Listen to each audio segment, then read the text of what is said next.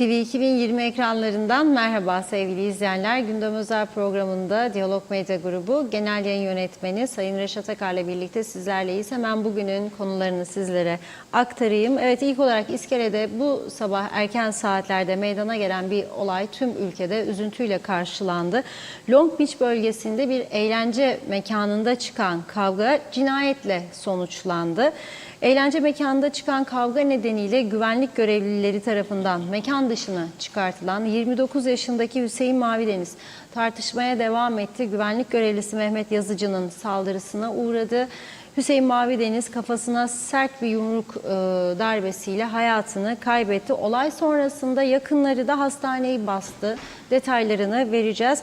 Sonrasında Kıbrıs sorununun çözümüyle ilgili müzakerelerin yeniden başlaması için girişimler sonuçsuz kalırken 74'ten bu yana hep taviz konusu olan güzel yurtta yaşayanların gelecek kaygısı artarak devam ediyor. Özellikle işsiz gençlerin güzel yurttan göç ettiği ve başka yerlere gittiği belirtiliyor. Konuyla ilgili bölge sakinlerinin görüşlerini aktaracağız. Üçüncü olarak CTP'li ve bağımsız milletvekilleri meclisi olağanüstü toplantıya çağırdı. Meclis başkanlığına yazılı dilekçe verildi. Yine ayrıntılarını sizlerle paylaşacağız. Bir sonraki konumuz sınır kapılarındaki sıkıntılar artarak devam ediyor. Özellikle yaz aylarında Larnak Havaalanı'na gidiş ve gelişlerin de yoğunlaşması nedeniyle Beyarmudu sınır kapısında izdiham var. Benzeri durum Lefkoşa'nın Metehan kapısında da yaşanıyor. Bu arada Rum gümrüğü de akaryakıt kontrollerini sıkılaştırdığı belirtiliyor. Evet, son olarak bugün gündemin önemli maddeleri arasına Karpaz'ın hür ve özgür eşeklerini de alıyoruz. Bu konuda üst düzey bir komite oluşturulması amacıyla protokol imzalandığı belirtiliyor. Yine detaylarını sizlere aktaracağız. Hepsi ve daha fazlasıyla tabii ki sizlerleyiz. Evet, buyurun Reşat Bey.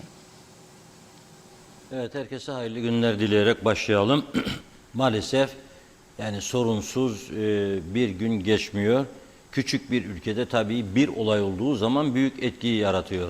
Olmaması gerekiyor elbette. Olduğu zaman da bütün ülkenin bir numaralı gündem maddesi oluyor. İşte bu olay da böyle. Hüseyin Mavideniz 29 yaşında çocuk babası, bir iddiaya göre bir çocuk, bir iddiaya göre iki çocuk babası, tam netleşmiş değildir. İngiltere'de yaşıyor ve babasının hasta olduğunu öğrenince çıkıp Kıbrıs'a geliyor. Ve dün gece İskele'de Long Beach bölgesinde bir eğlence mekanına gidiyor. Arkadaşlarıyla orada eğleniyor. Sonra eğlence mekanında tartışmalar veyahut da ne bileyim yüksek konuşmalar bir şeyler oluyor herhalde orada. Güvenlik görevlileri tarafından eğlence mekanının dışına çıkarılıyor. Sabahleyin saat 03.30. Tabii bu saatler çok tehlikeli saatler. Alkolün tavan yaptığı saatler. 3.30'da dışarıya çıkarılıyor. Dışarıya çıkarılınca buna tepki gösteriyor. Neden beni sen dışarıya çıkarıyorsun, kim oluyorsun falan gibisinden. Ve o sırada eğlence mekanının 26 yaşındaki güvenlik görevlisi Mehmet Yazıcı, ki Mausa muhabirimizden aldığım bilgiye göre geçmişte benzeri vukuatları varmış bu arkadaşın. Bu Mavideniz'e bir yumruk atıyor kafasına. Öyle şiddetli bir yumruk ki o sırada düşüp ölüyor yere. Hastaneye gittiği zaman, çünkü doktorlar açıklama yaptı, hastaneye geldiği zaman ölmüştü diyorlar. Tabii bu gördüğünüz ekranda şimdi sesli verecek arkadaşlar. Aile yakınları ve arkadaşları hastaneyi basıyorlar. Onlar daha canlı olduğunu düşünerek bilgi almak istiyorlar. Hastaneyi basıyorlar. Doktorlar da diyor ki geldiğinde ölmüştü. O hastane görüntülerini dağıttılar tabii, hastaneyi kırdılar, döktüler. Birlikte izleyelim orasını.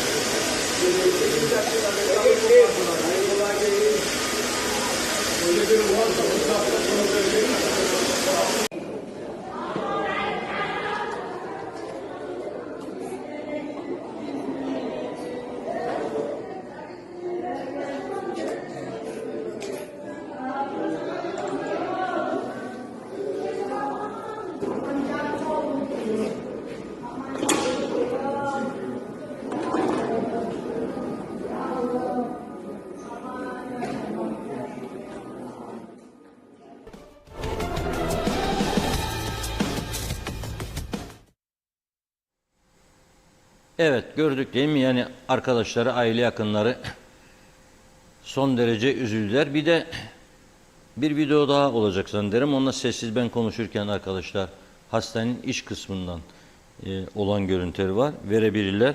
Şimdi tabii bu tür olaylar eğlence ellerinde başka ülkelerde de olur. Olmaz değildir. Mesela ben bir anımı anlatayım. Londra'da bir gün abimle birlikte, yengemle birlikte bir Kuzey Londra'nın dışında bir bölgede bir papa götürüyorlar beni. Görmemi istiyorlar. Böyle akşam saatlerinde yaz dönemi, güneş biliyorsunuz orada hava geç kararır yazlarda, 10-10.30 falan öyle kararıyor. Tam gittiğimiz anda ben beklemediğim bir manzarayla karşılaştım İngiltere'de. 2 tane polis, bir tane aşırı alkollü vaziyette bir İngiliz'i karnına yumruk vurarak yere düşürüyor. Sonra ayaklarıyla vuruyorlar buna devamlı. İngilizler de öyledir. Polis İngiltere'de yaşayanlar bilecek, bu tür olayları görenler. Bir taraftan vuruyor, bir taraftan oh sorry diyor. Polis öyle diyor. Özür dilerim diyor. Vuruyor tekmeyi, oh sorry diyor falan. Ben görünce çok bozuldum. Biz papa geldik, eğlenmeye mi geldik, bunu görmeye mi geldik? Yani bu biraz da yadırgadım. Niye vuruyor yani adama falan. Tutamadım kendimi. Gittim sordum, adamı dövüyorsunuz dedim. Dedi bana sen buraya eğlenmeye mi geldin? Evet, eğlencene bak dedi. Niye dedim? Dedi ki o içeride eğlenenlerin hepsini rahatsız etti dedi. Hakkı yoktur buna dedi. Hakkı yoktur buna dedi. Onun için dedi karakola gidecek tabii ama gidinceye kadar dedi onu böyle biraz ön şeyden geçiriyoruz dedi, elekten gibisinden. Yani mahkemeye çıkmadan İngiltere'de, Avrupa'da da dövüyorlar da, vuruyorlar da. Çünkü huzursuzluk yaratanlara karşı tedbir alıyorlar.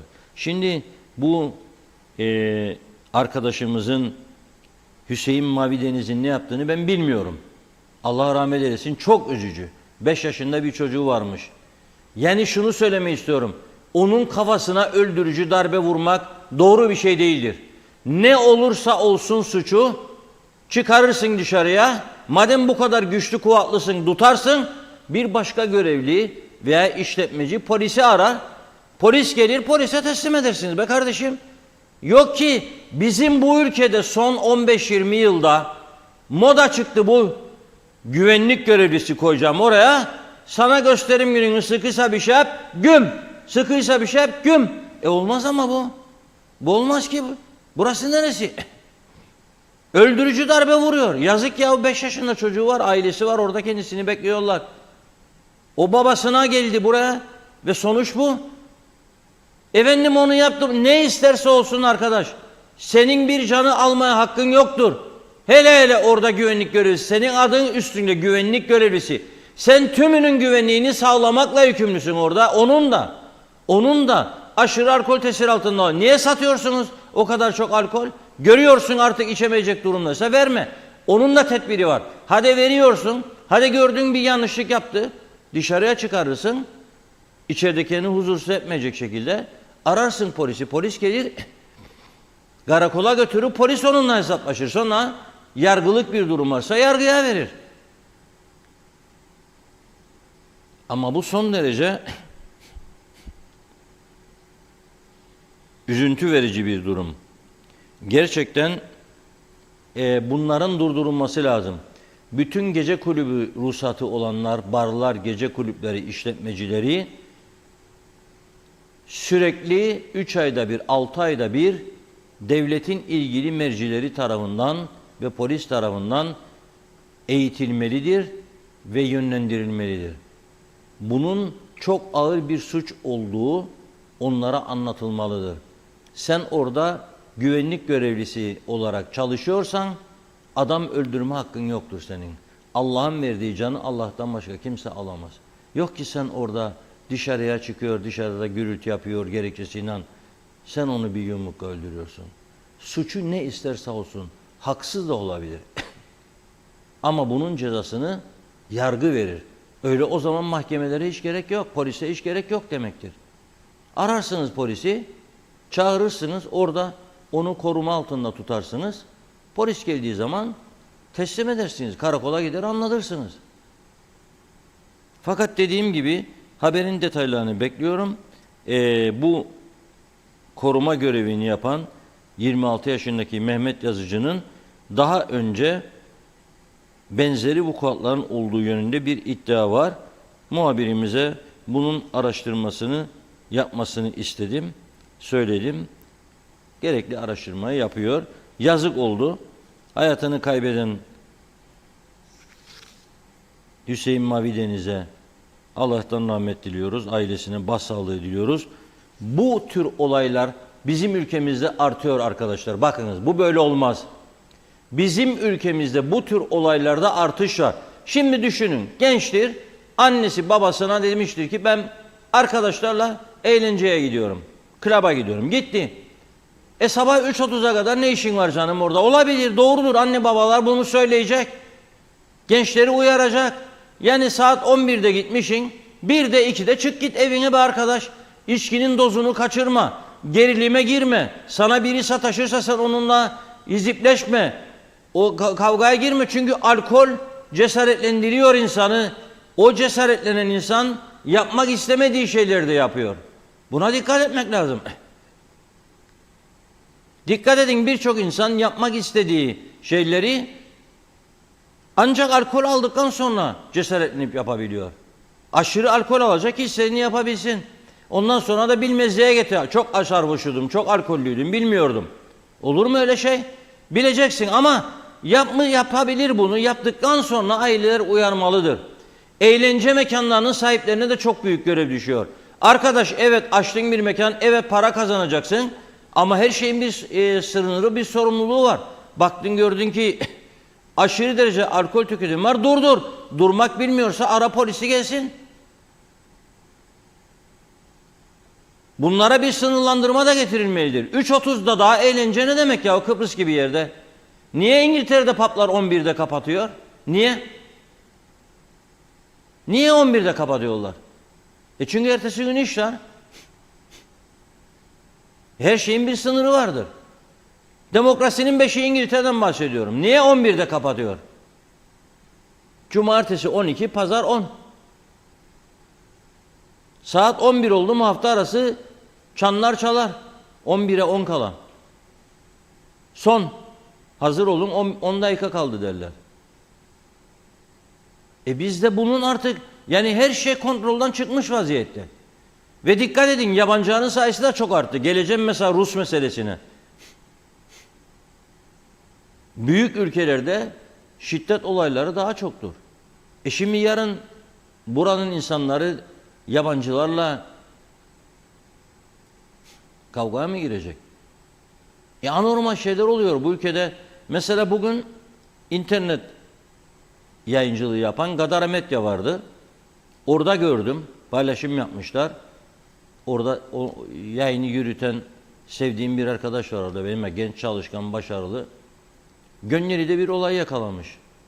Adam gece vakti Gönyeli'de aracın üzerine çıkıyor. Bakın ben onun da sesli vermelerini isterim arkadaşlardan. İzleyelim bakın göresiniz neler oluyor bu ülkede.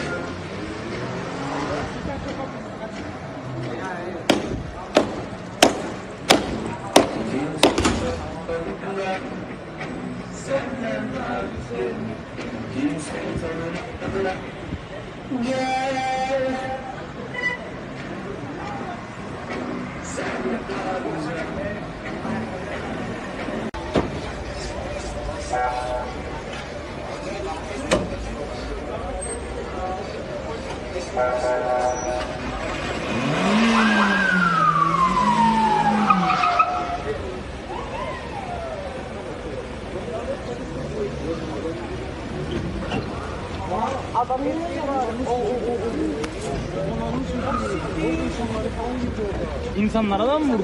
Evet.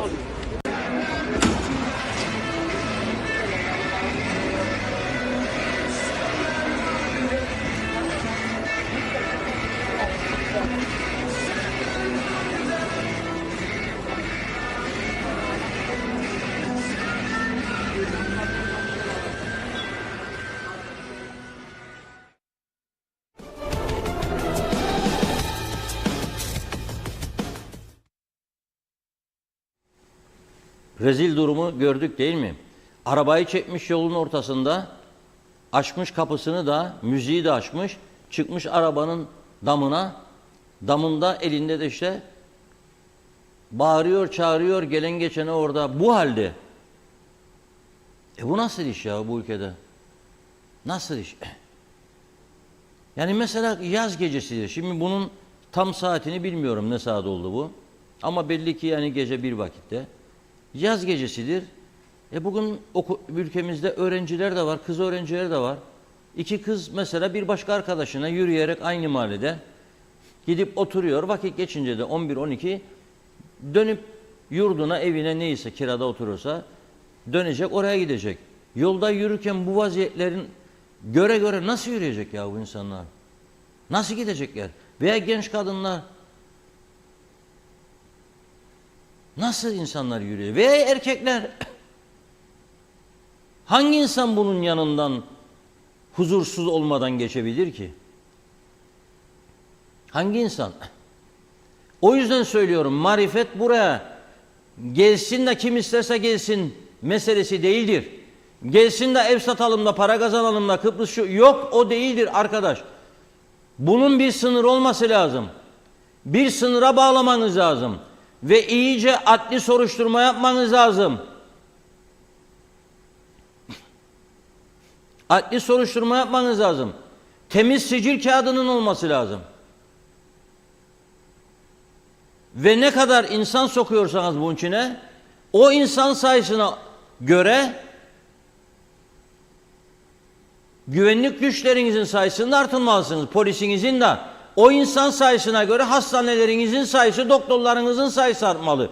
O insan sayısına göre okullarınızın, öğretmenlerinizin sayısı artması lazım. O insan sayısına göre yollarınız düzeltilmeli, genişletilmeli, alternatif yollar yapmanız lazım. O insan sayısına göre elektrik üretimini, su dağıtımını düzenlemeniz lazım. Bunların hiçbiri yapılmadan o insan sayısına göre arıtma kapasitenizi, kanalizasyon kapasitenizi genişletmeniz lazım. Bunların hiçbirini yapmadan gel babam, gel babam, gelen ağam, giden paşam, olamaz böyle bir şey. Olamaz. Bakın dün bahsettiğim, bir daha üzerine basa basa söylüyorum. Adamlar güneydeki ilticacılara, sığınma hakkı isteyen yabancılara yeni bir kamp yapıyorlar. Ve o kampın kurulacağı bölgeye arıtma projesini de hazırlayarak gidiyorlar bu işe. Çünkü o insanların atıkları nereye gidecek? Arıtma tesisi kuracaklar. Mecburdurlar. Çünkü bir Avrupa ülkesidir. Senin burada İskele Belediye Başkanı'nın da 15-20 gün önce ben röportaj yaptırdım kendisiyle. 18 milyon euro isterim dedi. Arıtmayı genişlediğim. Var mı paran? Yoktur dedi. Nasıl yapacaksın? Ben de bilmem dedi. Türkiye'den istedik dedi. Avrupa Birliği'nden istedik dedi. Ama sen orada bir haftada 18 milyon euroluk emlak satıyorsunuz orada. Belki bir günde, belki 2 günde. O zaman ne yapman lazım? Satışlara ekstra bir vergi getirmen lazım yabancılara ve ona göre arıtma tesisini kurman lazım. Ona göre kanalizasyonunu güçlendirmen lazım. Ona göre yol yapman lazım. Ona göre hastaneyi geliştirmen lazım. Ona göre bölgende sağlık ocaklarının sayısını artırman lazım. Hiçbir şey yok.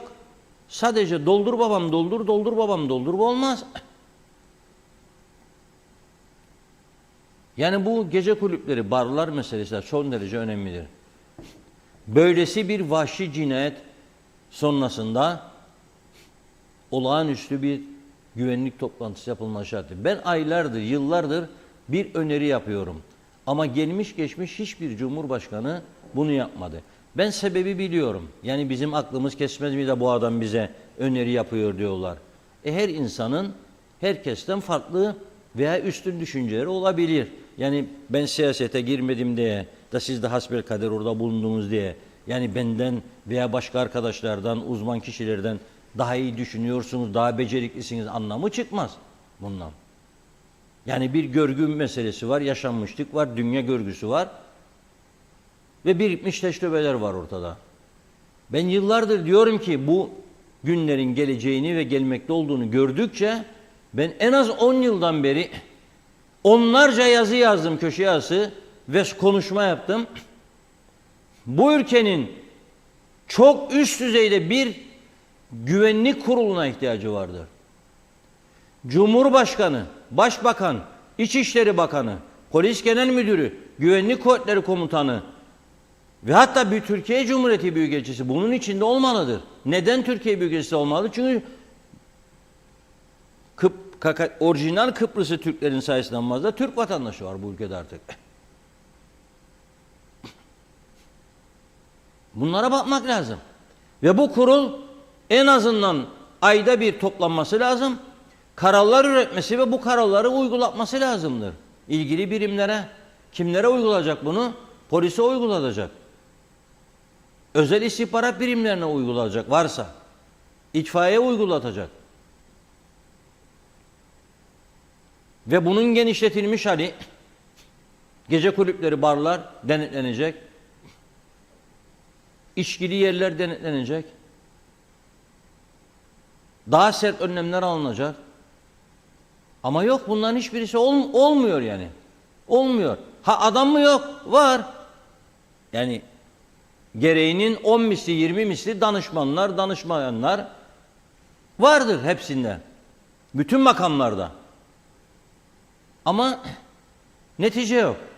Netice yok. Bu tehlike geliyorum demiyor artık bize. Geldim, ben içinizdeyim diyor bu tehlike.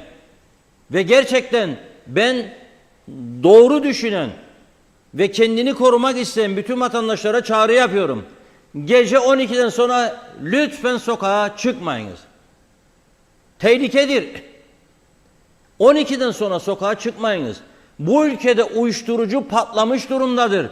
13-14 yaşa kadar düşmüş durumdadır. Bunu yapılan operasyonlarda ortaya çıkaran güvenlik yetkilileri söylüyor. Bunu eğitimciler söylüyor. 13-14 yaşa düştü. Konuşuyorsunuz bir şey anlamıyorsunuz. Ağzından alkol kokusu gelmiyor.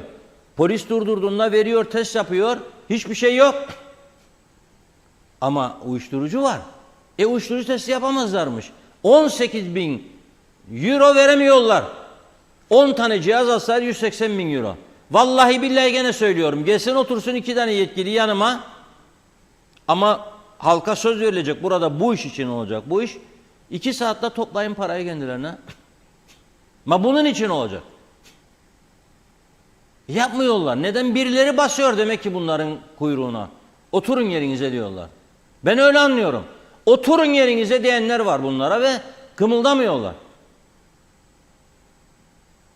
Başka türlü olacak iş değil bu iş. Tehlike şu anda içimizdedir. Alev alev yanıyor. Yani bugün bir, yarın iki, o bir gün üç. Günah değil mi? Herkesin genç evladı var. Yani çocuğu gitti ve o gece arkadaşlar dedi gitme be Mustafa, gitme be Ayşe, kal biraz daha eğlenelim ha ne olacak falan filan. Hadi kaldı 2'ye 3'e kadar. Bu olayların içinde ne olacak? Ne olacak? Analar babalar evde perişan. Bunun çaresini bulmak lazım. Neden Avrupa'da küçük çocuklara 18 yaş altında veya 21 yaş altında alkol satmıyorlar? Neden? Burada orijinal Kıbrıslı Türk 100 bin, 120 bin ise ki geçmez iddia ederim. 400 bin Kıbrıslı Türk var İngiltere'de. Hepimizde hemen hemen bir yakını var. Abisi, amcası, dayısı, nenesi, anneannesi, babaannesi, teyzesi, halası gidip geliyor. Ve bunu görüyor. Görmüyorsa duyuyor, onlar anlatıyor. Yolla çocuğu gitsin bakkaldan alsın 4 tane bira da gelsin. Alamaz, satmazlar. Oflasınızlara giderler, satamaz. Güvenmiyorsa kendine kimliğini ister, yaşını görecek. Yasaktır çünkü. Ağır cezası vardır. Hadi burada var mı öyle bir şey? 8 yaşında çocuğa git bakkaldan o bana da gel bir rakı derler ya. Ve bakkal amca da vermek zorundadır. Verir.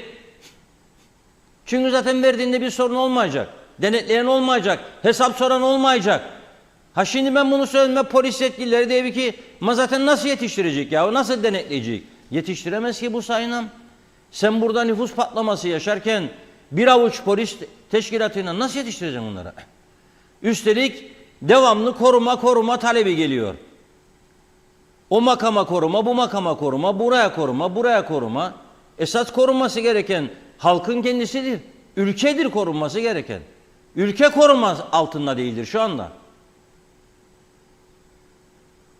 Son derece önemlidir. Hayatidir. Biraz sonra meclis konusuna geldiğimde Yüce Meclis'e de bir çağrım olacak bu konuda. Buyurun Funda Hanım. Hızlıca başlayalım. Mesajlarımız oldukça yoğun. Çok çok teşekkür ediyoruz ilginize. Erdinç Akün'ün mesajını görüyorum. İlk iyi yayınlar dilemiş Gaye Kök'te. Arzu Hanım, mekanı cennet olsun. Allah rahmet eylesin. Ailesine sabırlar versin. Hasan Nihat Erduran, polisin tutuklama için makul güç kullanma yetkisi vardır yazmış. Hasan İltem diyor ki bir güvenlik görevlisinin görevi etkisiz hale getirmektir. Öldürmek değildir. Mehmet Uluçaylı, bu tip yerlerde eğlenceye gelenlerin o saatlerde alkollü olduğunu güvenlik görevlisi daha yatıştırıcı olmalıydı. Şiddet sınırına gelmişse polisi aramalıydı. Şiddet kullanma çok yanlış. Yazık oldu gencecik insana. Evet. Ali Bey, hiç haklısın Reşat abi. Etkisiz hale getirilebilir. Kontrol altına alınır ama öldüresiye dönmek ne demek? Yazık. Zekiye Baş, Magan'da çok demiş güvenlik. Yazıklar olsun. Ergün Yahat iyi yayınlar diledi. Kadriye Yekta, bu yapılanların hiçbir mazereti olamaz demiş. Zeliha Adaman, Erdal Yarkın iyi yayınlar diliyor. Hüseyin Boşnak, bravo diyor. Burundi'yi de geçtik. Meksika, Kolombiya'yı geride bırakıyoruz. Yazıklar olsun, ne hallere geldik. Hasan Nihat Erduran, özel güvenlikten mekan sahibi, işleten sorumludur yazmış. Mehmet Uluçaylı, zaten bu tip yerlerin çevrede yaşayan insanlara hiç saygısı yok. Gecenin 4'üne kadar müzik gümbür gümbür çalıyor.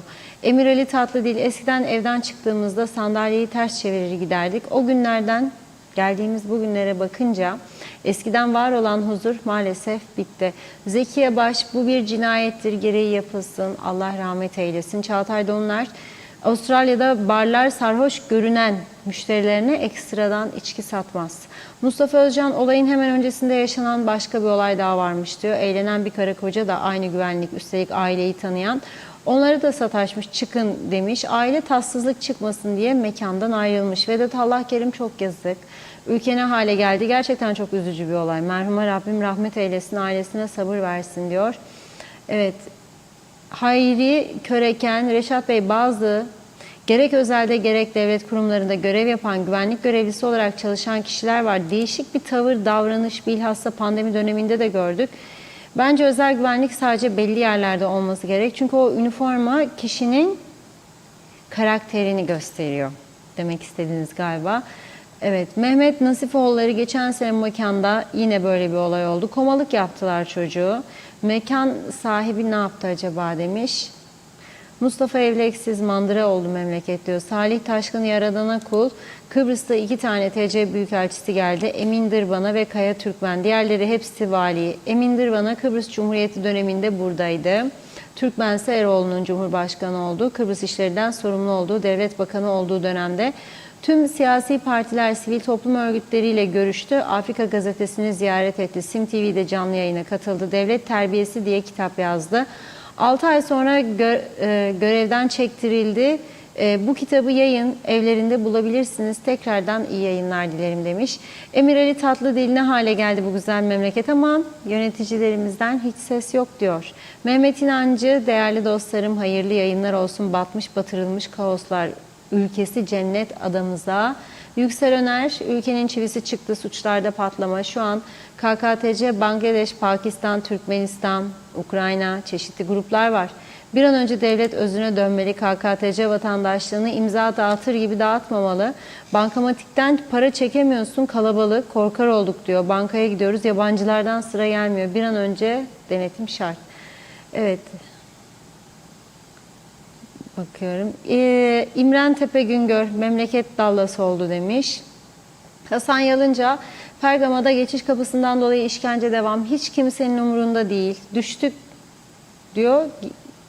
Zora düşmüşler yani, öyle özetleyeyim, sonunu söylemeyelim. Gaye Kök, güzel ülkemizden ne de güzel manzaralar. İçip içip yarı çıplak araba üstünde oturanlar, uyuşturucu, parklarda, sokaklarda çıplak dolaşanlar. Bu mudur ülkenin hak ettiği güzellik ve kimseden güvenlik, huzur konusunda tek ses yok. Yeter artık, mahvettiniz ülkeyi, bıktık, usandık demiş. Ethem Düzen, İçişleri Bakanı'nın kulakları duymaz galiba diyor. Çileme Senyel Özteknik şöyle yazmış mesajında. Güvenlik görevlisi olmak için özel eğitim almak gerekiyor. Temel ilk yardım, olay yeri koruma, etkili iletişim, kalabalık yönetimi, kişi koruma vesaire. Güvenlik görevlileri Emniyet Müdürlüğü tarafından belli aralıklarla sınava tabi tutulmalıdır. Psikolojik sağlıkları testten geçirilmelidir. Görüntüleri izlerken kanım dondu demiş. Çok yazık oldu, çok. Evet, Yusuf Kenan Güleç, Afrikalılar son model araçlarla Girne'de şov yapıyor. Uyuşturucu, alkol, son gaz uçuyorlar. Mehmet İnancı, bravo Sayın Akar, ne söylerseniz doğru. Nil Elçi Yıldız, çok doğru, katılıyorum. Bizi bir dinlesinler demiş. Varsın ülke bizi tanımasın ama adamız eskisi gibi güvende kalsın. Mustafa Özcan, bütün bu rezillikler yaşanırken iktidar partisi parti tüzüğünü konuşmak için toplanıyor. Anlayın işte. Bunların koltukları cam kenarına yakın değil, kapalı alanı daha çok seviyorlar. Kimsenin ağzından istifa kelimesi çıkmıyor demiş. Birkaç mesaj daha okuyup ara verelim. Hüseyin Eminoğlu, Reşat dostum Allah yardımcımız olsun yazdı. Yunus Özer, her gün söylersiniz. Bakıyorum. Azıcık yeni mesajlar geldi bir sürü ama hemen yakalayacağım şimdi. Kültür bozuldu demiş Ahmet Ataksoy. Ali Talat Yılmaz, asıl ortalık Ekim'de karışacak diyor. Mehmet Uluçaylı, İskele'de yabancı nüfusu bizi geçmiştir. Yetkililer önlem almalı demiş. Ayten Çelikkol, ağzına sağlık Reşat abim yazdı. Hasan Nihat Erduran, her mahalleye topuz dağıtılması uygun, polis gelene kadar tertiple ek için. Bizim mahallede herkes de var, gayet güvenli buraları. Polis de diyor ışık yakarak devreye yapar, sağ olsunlar demiş. Hüseyin Aktu, İzliyoruz. Sesimiz olduğunuzu dile getirmek istediklerinizi üstüne basa basa söyleyip yayınladığınız için teşekkür ederiz demiş.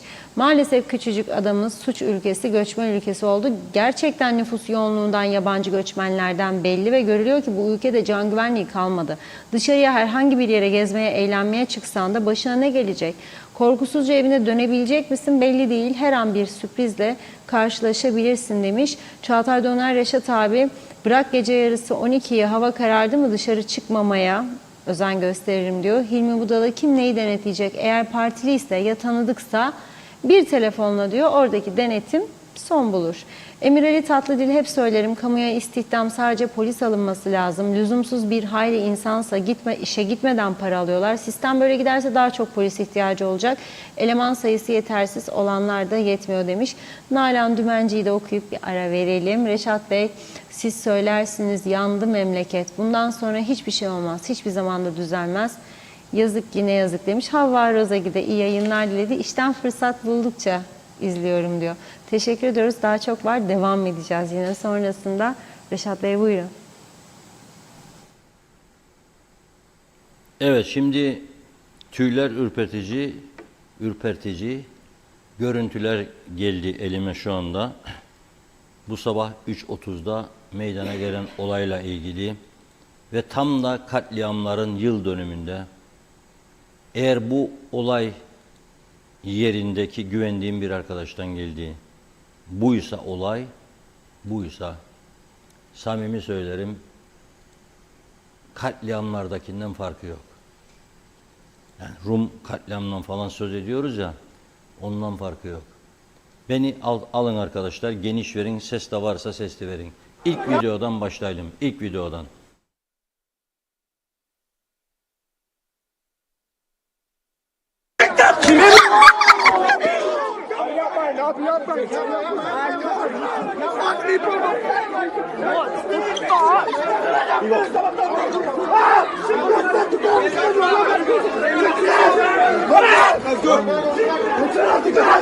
That guy's known as well. I know the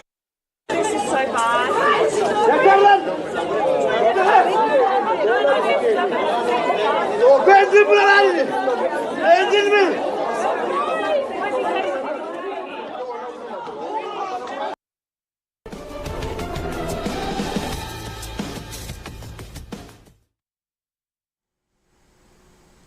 Vahşet değil mi? Bu nedir yani? Buna başka bir isim koyabilir miyiz yani? Bu vahşet. Bu vahşet. Şimdi KKTC'nin yasaları nedir bilmiyorum bu konuda. Tam emin değilim. Onun için konuşamam. Mesela trafikte ölümlü kazalara 7 yıl olduğunu biliyorum maksimum. En fazla 7 yıl. Bunun kaç yıl olduğunun emin olmadığım için bir şey konuşamam. Program sonrasında avukat arkadaşları arayacağım, konuşacağım, öğreneceğim. Bu arada bizi izleyenler için de hukukçular vardır eminim biliyorum. Ahmet Sait Sayın Bey, ne bileyim Levent Kızılduman falan, onlar yazabilirler bize. Bu program akışı içerisinde biz de bunu aktarırız. Bilemem. Ama bu doğrudan bir vahşettir arkadaş. Yani kafasına vura vura bir insanın suçu ne isterse olsun. Ne isterse olsun. O zaman dediğim gibi ne polis gücüne gerek var, ne mahkemelere gerek var, yargıçlara, savcılara ne gerek var?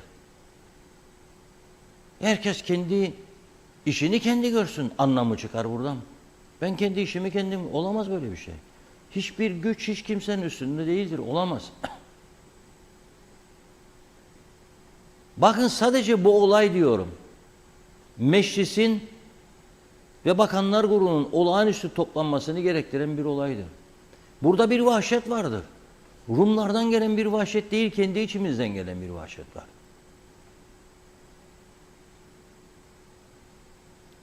Rumlardan bir saldırı geldiği zaman bu ülkede olağanüstü hal ilan ediyordunuz. Sokağa çıkma yasağı koyuyordunuz. Herkes silah altına alınıyordu. Burada ne farkı var bunun? Daha kötüsü. Daha kötüsü var. Suçu ne isterse olsun bir adamın, bu değildir ceza. Ceza onu etkisiz hale getirmek, yani elinden ayaklarından tutup polise bildirmek, polise teslim etmektir. Ve davacı olmaktır. Mekanda rahatsızlık, gürültü, şu bu falan filan hakkınız vardır. Ama bakınız, hatırlarsınız Gazi Maussa'da 16 yaşında gencecik bir kız nasıl vahşice öldürülmüştü erkek arkadaşı tarafından. Helin davası. Hala daha duruşma başlayamadı. Artık şey gelmiş ama, rapor gelmiş. Burada eşit egemenlik istiyorsun ama senin hiçbir şeyin yoktur. Devlet laboratuvarın bile yoktur, yanmıştır. Hala daha tamir edemediğiniz sözde laboratuvar var veteriner dairesinin içinde ve her türlü tahlili de yapamıyor. Kan tahliline gidiniz. Bazı tahliller vardır, size nedir tahlilci bilir misiniz? Burada yapılmaz der. Nerede yapılır? Türkiye'ye göndereceğim der. Şimdi sen bir insan olarak senden alınan kanın Türkiye'ye doğru dürüst gönderileceğinden ve doğru dürüst raporlanıp geleceğinden emin olabilir misin? Ben olmam mesela. Ya kaybolup kaybolundan emin de olamam. Başkasının kanıyla karışmış olabilir. Seni mahvedebilir de. Hiç hastalığın yokken seni hasta da çıkarabilir. Neden burada yapılmıyor ya? Neden yapılmıyor burada? Yok mu bu işin sorumlusu sorsun, lisans verirken bunu yap, bunu yapacaksın diye. Yok mu bunun sorumlusu? Yoktur. Ben devletim diyorsun, koruma istiyorsun en üstten en alta kadar. Bir yığın bakan bakmayan 50 kişi parlamento, bir yığın makam sahibi, bir yığın danışan danışmayan, müdürler, müsteşarlar, müşavirler, orduları. Bir hunharca cinayet ve cinayet alanından toplanan emareleri inceleyecek olanağı yokmuş KKTC devletinin. O da Türkiye ve Türkiye'de 1001 tane, binlerce olay oluyor her gün. Senin derdin nedir bekleyecek daha KKTC'den gelen emanet? 6 ay geçti de geldi. oradan rapor. 6 ay. Ve 6 ay yargı başlayamadı. O kızın orada kanı duruyor be. Nasıl vicdan var sizde? Ama hayıf ölene derler. Yaşayanlar kimse onunla, sana ne ya da onun şimdi benim nasıl belki de derler bu deliye bak. O orada ölmüş sana ne de şimdi bir hali adamı düşman ediyorsun kendine. Bu insanlık mı ya? Ben böyle bir ülkede mi yaşamak isterim? Bu mudur Afrodit'in aşk adası ya? Budur. Yani Kıbrıs budur. Yani budur Kıbrıs. Budur. Bu hangi yüzünden biz eşit devlet hakkı istiyoruz ya? Ne gücümüzden, ne özelliğimizden?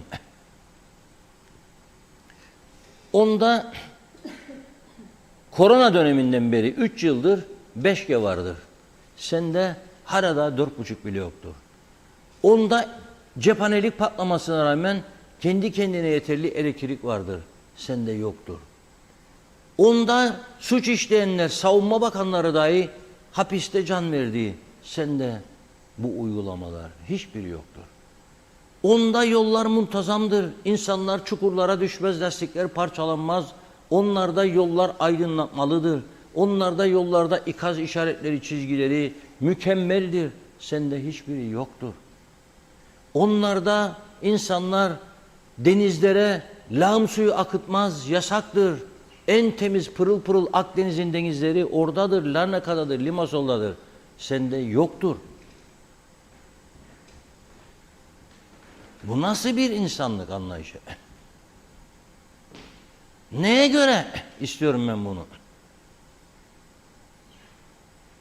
Biraz insan bir şey isterken yüzü olması lazım.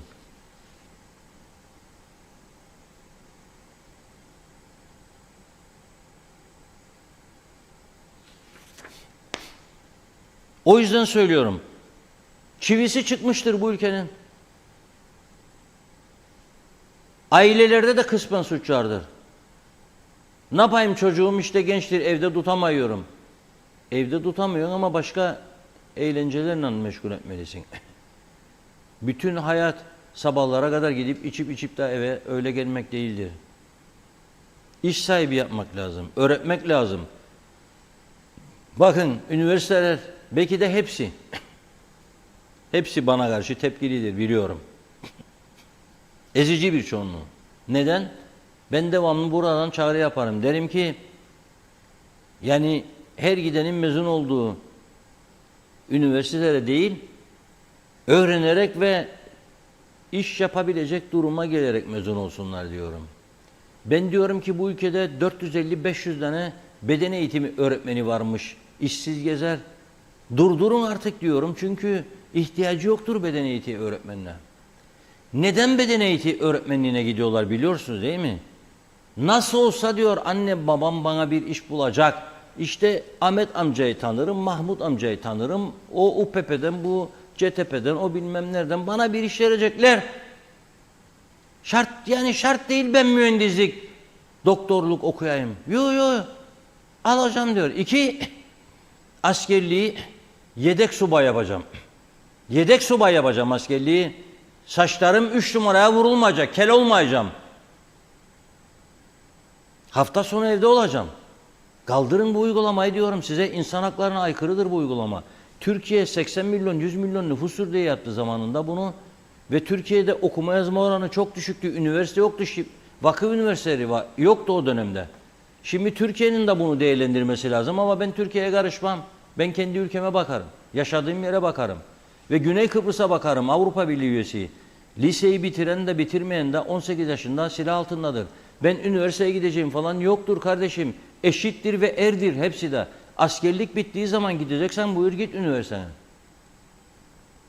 Meslek okullarını, meslek eğitimlerini göz ardı ediyoruz. Hiçbir kimse gidip tornacı olmak istemez, marangoz olmak istemez, su tesisatçısı olmak istemez, elektrikçi olmak istemez, matbaacı olmak istemez, gece görevi kabul etmez.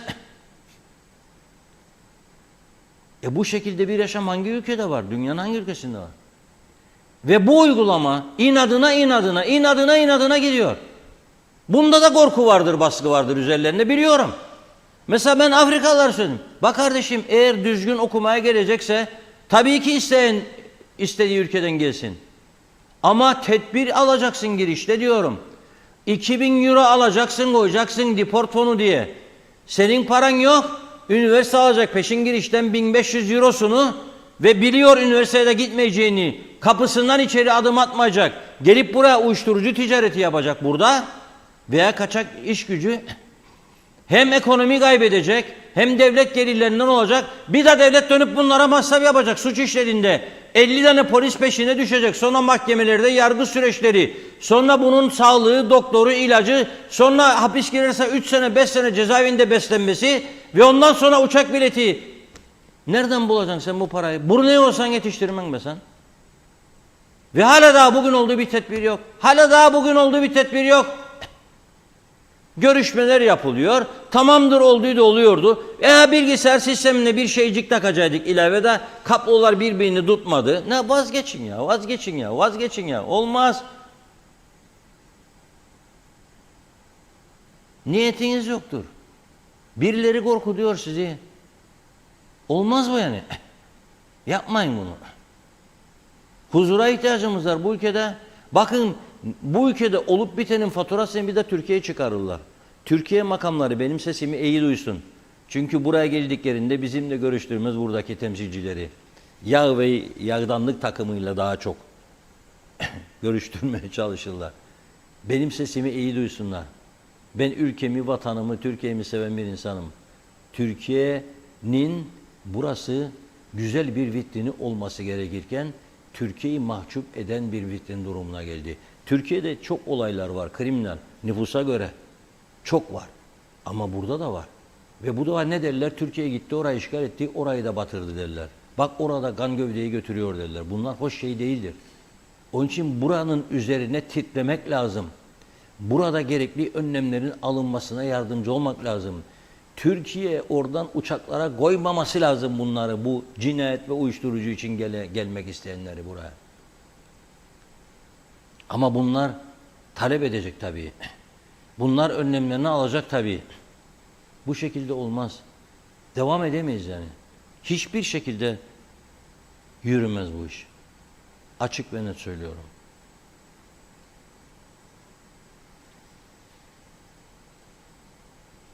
Bakınız bugün Diyalog Gazetesi'nin manşetinde değerlendirdik biz. Güzelyurt'tan göçleri falan.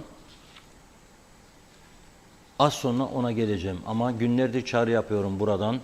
Teşekkür ediyorum bu çağrıyı yapan CTP'li ve bağımsız milletvekillerine. Bugün nihayet artık onlar da bu şekilde gitmeyeceğini anladıkları için gittiler meclise ve olağanüstü toplantı çağrısı yaptılar. 15 CTP'li vekil, 2 bağımsız vekil bir dilekçe vererek meclisin olağanüstü toplanmasını talep ettiler. Genel Sekreter CTP'nin Asım Akansoy, Grup Başkan Vekili Sıla Usarincilli, Erkut Şahili, MYK üyesi Lefkoşa Vekili Filiz Besim ve bağımsız milletvekilleri Ayşegül Baybasele, Jale Refik Roces olağanüstü toplantı talebiyle meclise başvurmuşlar. Kıptek konusu var, elektrik sözleşmeleri var, trafikte yetersiz kusurlu altyapı nedeniyle her gün can ve mal kayıpları yaşanırken, iş kazaları ve cinayeti boyutuna ulaşmışken, okulların güvenli binalarda açılmama olasılığı gündemdeyken, hastanelerden sağlık hizmeti ve ilaç almak büyük zorluklar içermekteyken, yaşamsal nitelikteki söz konusu hizmetler için ayrılması gereken kaynakların kat be kat fazlasını sorumsuzca kaybedilmesi halkı isyan noktasına getirmiştir diyorlar. Yukarıda belirttiğimiz konuları ele almak, hükümetten gerekli izahatı talep etmek ve kendi görüş ve değerlendirmelerimizi paylaşmak amacıyla Cumhuriyet Meclisi'nin olağanüstü toplantı yapması kanaatimizce kaçınılmazdır diyorlar. Fotoğraflarda gördüğünüz mecliste bugün gidip 17 milletvekilinin imzasını taşıyan bir dilekçe verdiler. UBP'li milletvekilleri, DP'li ve YDP'li siz de destek vermelisiniz bunlara. Bu hiçbir kimseye karşı değildir. Ne rejim aleyhtarı, ne Türkiye aleyhtarı. Hiç öyle bir şeye girmeyin sakın. Vatan millet falan girmeyin. Halk hizmet bekliyor. Hükümete bir darbe de değil bu. Meclis otursun tartışsın. Hatta o olgunluğu göstersinler. Oy birliğiyle alsınlar kararları. Oy birliğiyle. Oy birliğiyle karar alsınlar.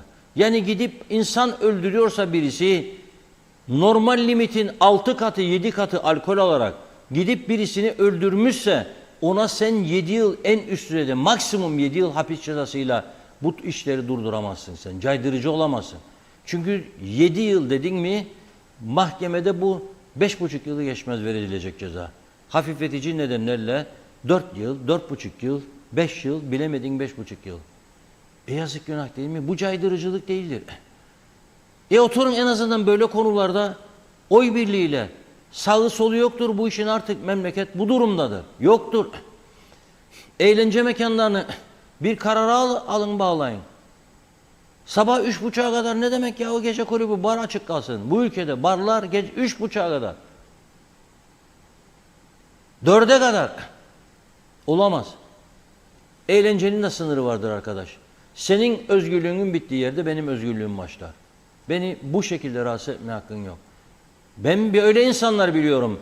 Belapays'ta yaşayan ancak aşağıda Girne'de limana yakın yerde eğlence kulübünün yüksek müzik seslerini her gün sosyal medyada şikayet etti. Polisler, kaymakamlar olmadı.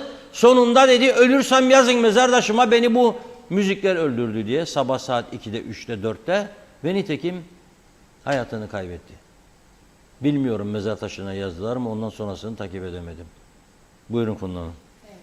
Devam edelim kaldığımız yerden. O gün Zeybekoğlu kan bağışında bulunalım demiş. Her vereceğiniz bir şişe kan unutmayınız bir can kurtarabilir. Kan bağışında bulunmayı ihmal etmeyin diyor.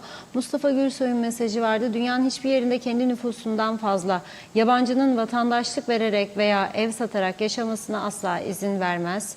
Burası küçük bir ülke. Bir an önce Kıbrıs'ta çözüm sağlanıp yabancılar ülkeden gönderilmeli. Bu ırkçılık değil, kendi yurttaşlarını korumadır demiş. Ferda Küçülmez de bu memleketten ne köy olur diyor ne de kasaba. Reşat Bey bu memleket bitti artık bitirdiler diyor demiş. Eserleriyle övünsünler. Fatoş Öz Mausa'dan yazıyorum. Memleket berbat durumda. Bu olay oldu, üzücü durum. Hastane berbat durumda. Ya onlar bu kavgada hastanede herhangi bir vatandaşa bir şey olsa kim hesap verecek demiş.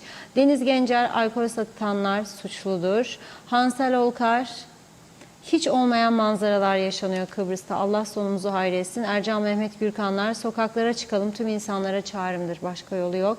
Hüseyin Koltan, doğru kanal, gerçek adres. İyi ki varsınız, sevgi ve saygılarımla demiş.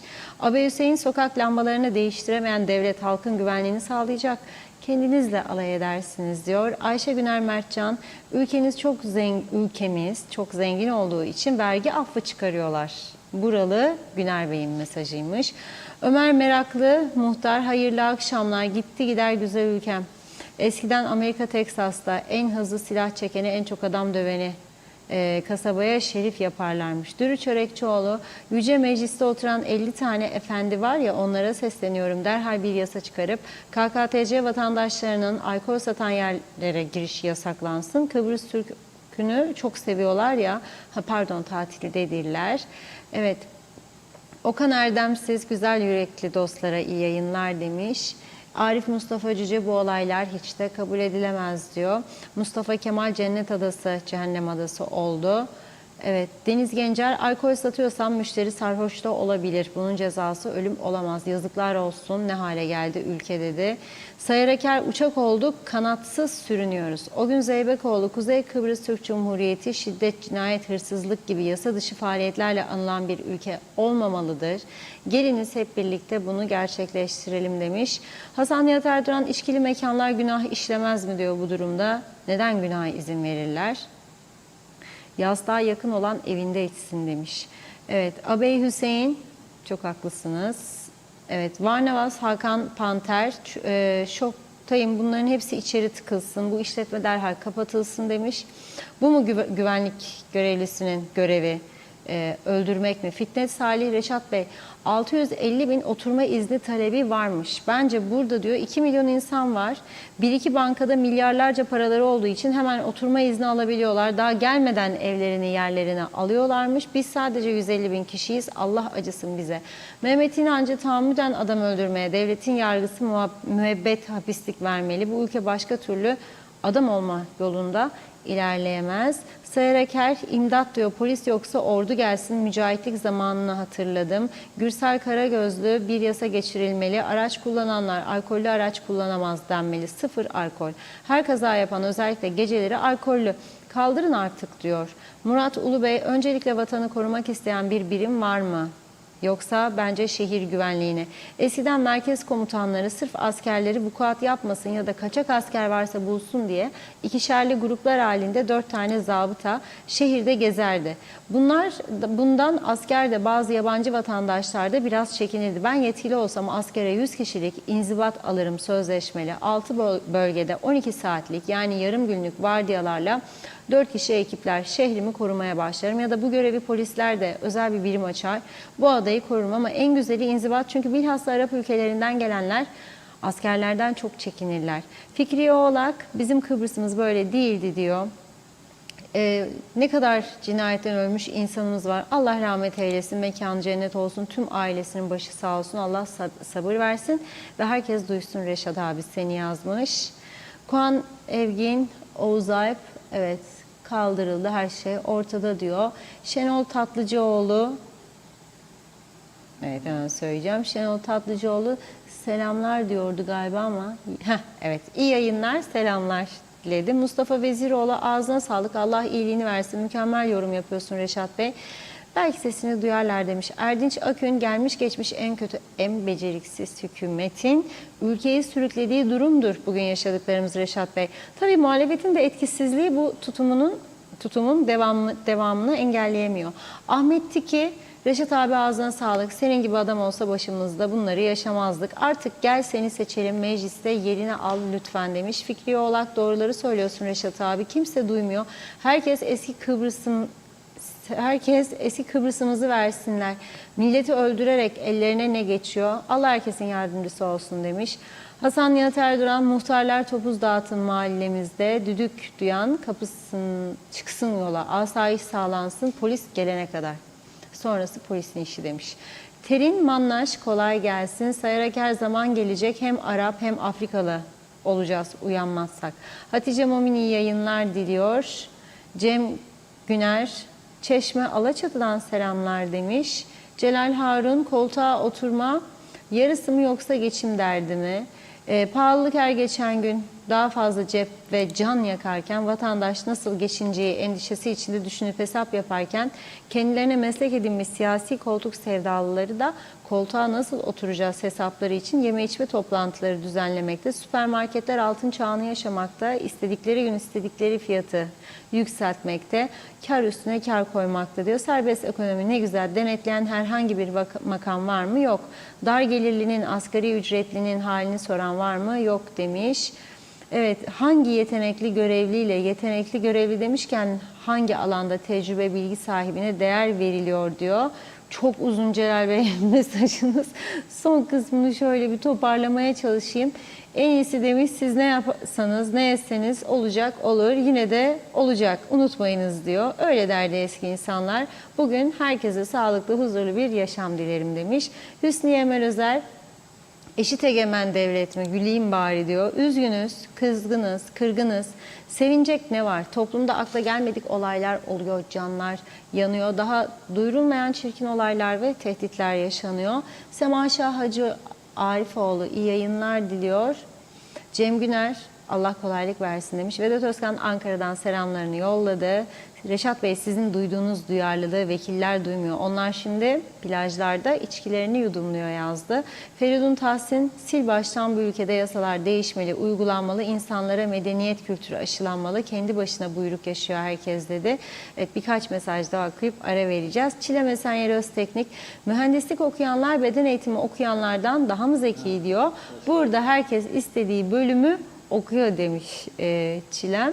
Hüseyinullah Emin'i de okuyalım. Hep söylemeye çalıştım diyor. Büyük sermayeler büyüdükçe devletin üstüne çıkarsa mahkemeler sokaklarda kurulacak diye, savaş başlayacak diye.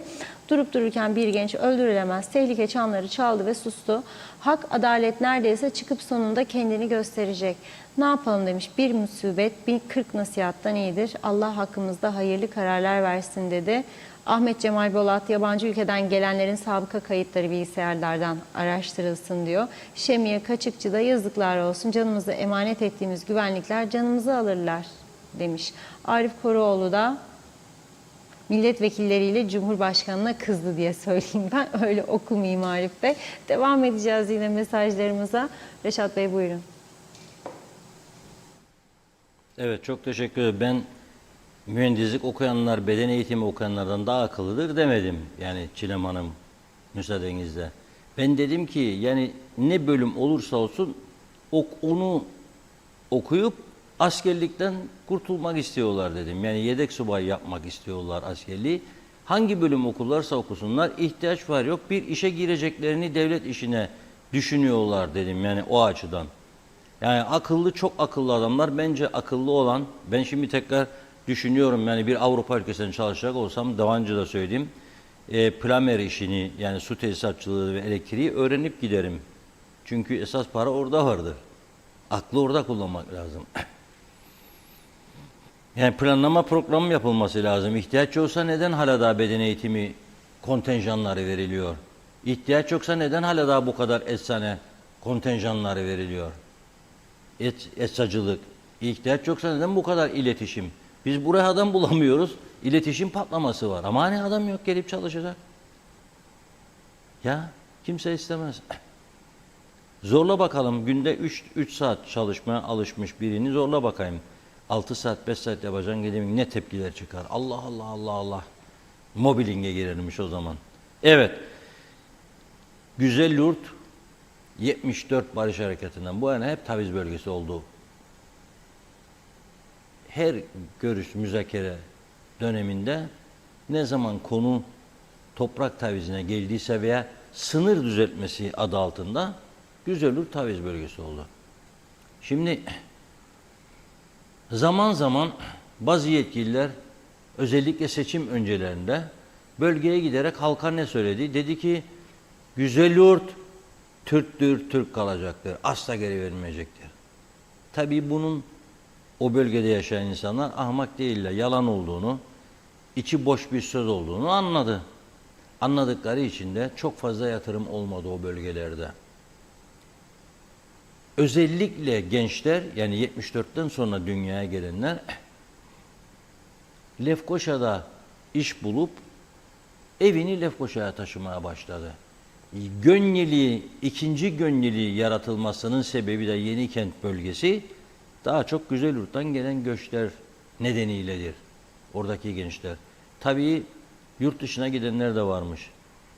O bölgede Rumlar arazilerin yarısını satmak için taşınmaz mal komisyonuna başvurdu. Fakat bu komisyon yıllardır çalışmıyor. Ana sebebi de para yok. No money. Para olması için kaynak yaratman lazım. O da nedir? Rum mülkü satıyorsan evet, oturuyorsun Rum'un mülkünde değil mi? Onu demiyorum. Onun dışında bir yığın mallar var elinde ve satıyorsun. 300 bin sterlink bir arsa, 400 bin sterlink öteki arsa alıyorsan ekstradan bir %25 vergi önerildi bize Türkiye tarafından. 75'i de ben vereceğim dedi Sayın Erdoğan. Yıllardır bunu yapmadılar. Çünkü çok mülk tutan ellerindeki babalar bizimkileri korkuttular sağda solda. Dediler ki kuruş vermeyik arkadaşlar. Kuruş.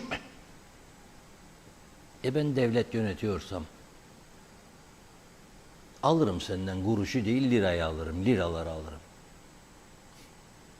Ama yapmadıkları için bugün büyük bir tehlike var. Ve daha zaten oturup anlaşma, tazminatlar, takaslar, makaslar konuşulmadan daha kendi kendimize zaten Güzel Yurdu gittikçe biz boşaltıyoruz.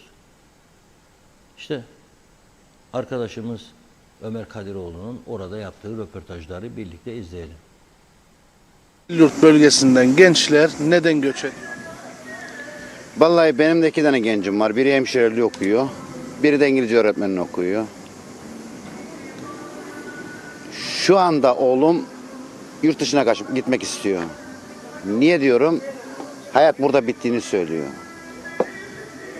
Uğraşıyorum, gece gündüz uğraşıyorum, çalışıyorum. Aldığım 10.300 lira maaşla elektrik paramı gecikmeli ödüyorum. Çocuklarımın okul taksisini gecikmeli ödüyorum. Ama mecburum onları da okutmaya. Bırakmak istemiyorum. İş imkanları yok memlekette. Bir fabrikamız var maşallah, Allah'a emanet. Sprex'imiz var, Allah'a emanet. Maddi sorunlardan dolayı. Yani benim durumumu görüyor, çocuğum görüyor benim durumumu. Aynı durum diyor, ben senin yaşadığın yaşantıyı istemiyorum diyor. Ben daha güzel bir refah bir hayat istiyorum diyor. Daha güzel bir şekilde yaşamak istiyorum diyor. O yok, bu yok, istemiyorum diyor. Çalıştığım zaman da illaki diyor karşılığını almak istiyorum diyor. Ama yok maalesef, yok.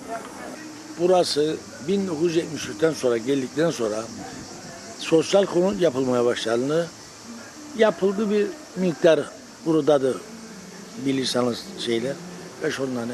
Ondan sonra sosyal konut yapılmadı. İnsanlar kaçacak bu yerden Rum'a verilecek diye bütün parti başkanlarımız, Cumhurbaşkanımız bunu söylerlerdi. Hepsi parayı buldu. Portakal'dan aldı parayı gitti. Gönyeli'de ev aldı.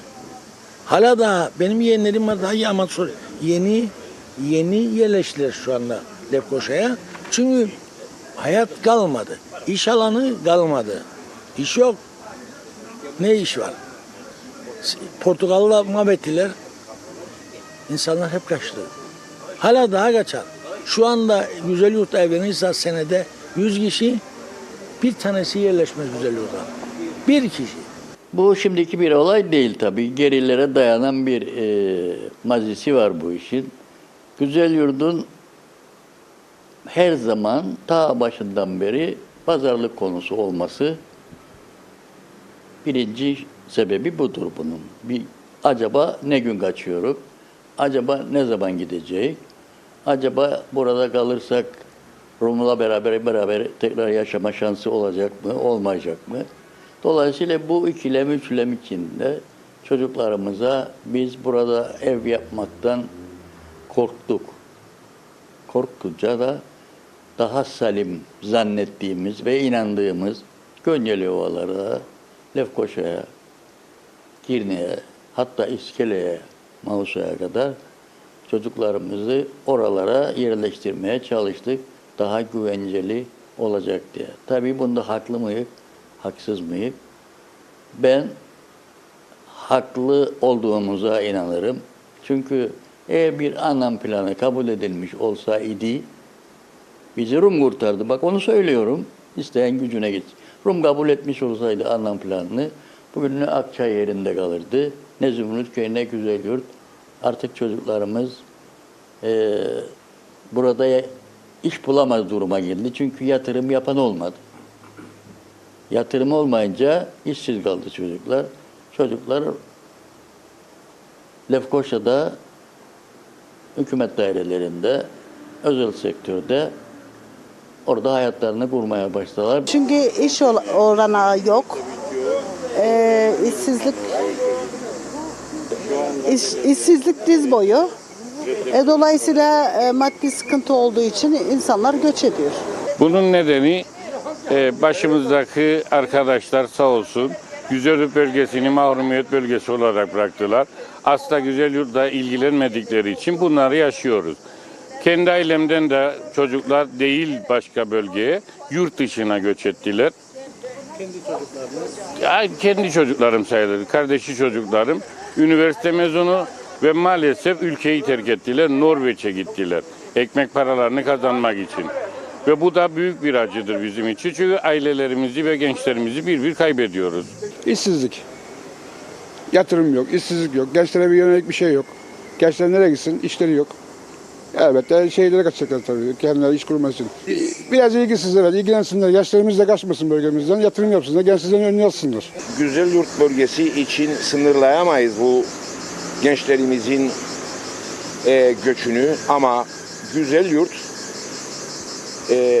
PKTC sınırları içinde mahrumiyet bölgesi sayılan bir bölge. Her yönüne. Dolayısıyla burada daha fazla oluyor bu. Nedenini sorarsanız nedeni gayet açıktır. Herkes bunu biliyor. Bu ülkede bizi yönetenler bizden bunu çok daha iyi biliyor. Ama buna bir çare bulmada da ne yazık ki ilgisiz kalınıyor. Nedir bunun sebebi? Bunun sebebi işsizlik, yoksulluk, çaresizlik, istedikleri gençlerin arzu ettiği geliri sağlayacak bir iş yeri, bir olanak olmaması. Bütün bunlar tabii ki gençleri bunalıma sokuyor ve çare arıyorlar. Çareyi de ya yurt dışına kaçmakta ya da bir imkan bulurlarsa Rum tarafına gidip orada çalışmakta buluyorlar. Yaşanan göçün önüne geçebilmek için ne yapılabilir? Bölgeye güzel bir iş açılabilir. Liman açılabilir. Efendime söyleyeyim. Bölgenin kalkınması için bak Türkiye'de gerçekten biraz önem vermeye başladılar. Gençlere kredi vermeye başladılar. Hayvancılığın önünü açtılar Türkiye'de. Efendime söyleyeyim, tarımın önünü açtılar. Destek programında 4K kadınlar köşesi kurdular. Her türlü destek sağlıyor Türkiye. Ama bizim siyasilerimiz bunu beceremiyor. Çaresi bu gençlere sosyal kurum yapılacak devlet eliyle da gel otur diyecekler. Güzel yurda belki oturur. Bu insanlar burada istihdam etmenin yollarını yaratması lazım devletin veya ilgililerin. İstihdam, iş olmayan yerde hayat yoktur. Hayat iş demektir. İş de hayat demektir. Bu ikisi bir bütündür. Eğer iş varsa hayat var orada demektir. Dolayısıyla öncelikle istihdam, sonra da sosyal konut yaparak bu çocukların ucuza ev sahibi olmalarını sağlayabilmemiz lazım. Seneler var. Bu kırsal kesim değil, ilçedir diye buradaki gençlere arsa vermiyorlar. Çok basit, gençlere biraz ilgi ve gerçekten çocuklarımıza iş olanağı sağlasalar düzelir.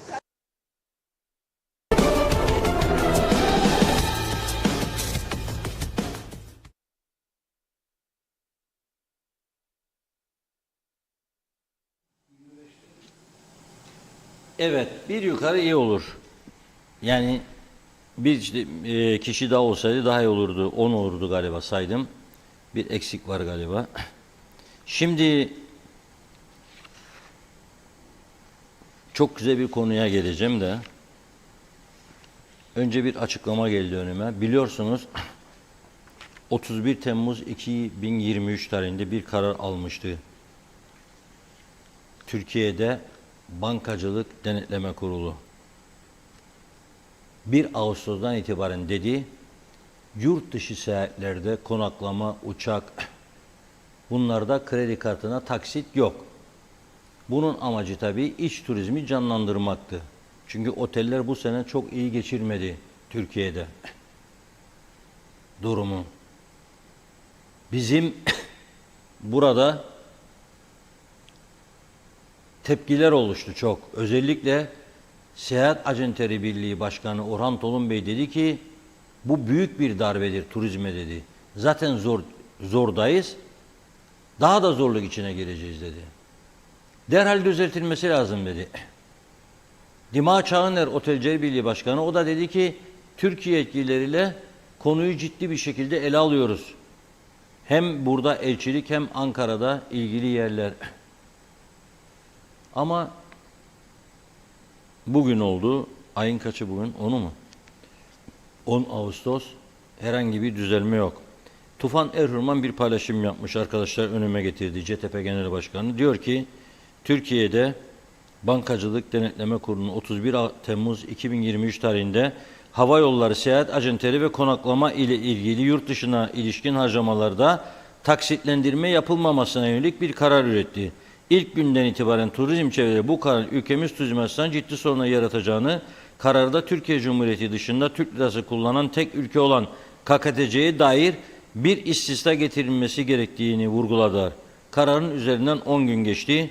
Türkiye Cumhuriyeti ve KKTC kültür ve turizm alanlarında işbirliği protokolü imzalandı ama ülkemizdeki hükümetten bu konuda bir açıklama yok diyor. Türk lirası kullanan KKTC'nin bu karardan muaf tutulması turizm alanındaki işbirliğinin en önemli unsurlarından biri olmaz mıydı? Hükümet diyor, susmaya devam mı diyor Tufan Erhurman. Evet, bu konu oldukça ciddidir. Tüm turizmi olumsuz yönde etkileyeceği açık ve nettir bunun. Ama tabii diğer önemli konularda, hangi konularda buna önem verdik bilmiyorum. Turizm Bakanlığımız bu konudan daha çok önem verdiği bir konuda bugün bir protokol imzaladı. Ne mi? Ne konusu mu bu? Ne konusu? Barış Manço'nun çok güzel bir şarkısına gidelim. Çocuğu olanlar açın bu güzel şarkıyı, onlara da dinletin lütfen. Arkadaşım eş, arkadaşım şek, arkadaşım eşek. Arkadaşım eş, arkadaşım şek, arkadaşım eşek. Arkadaşım eş, arkadaşım şek, arkadaşım eşek. Arkadaşım eş, arkadaşım şek, arkadaşım eşek. Arkadaşım eş, arkadaşım şek, arkadaşım eşek.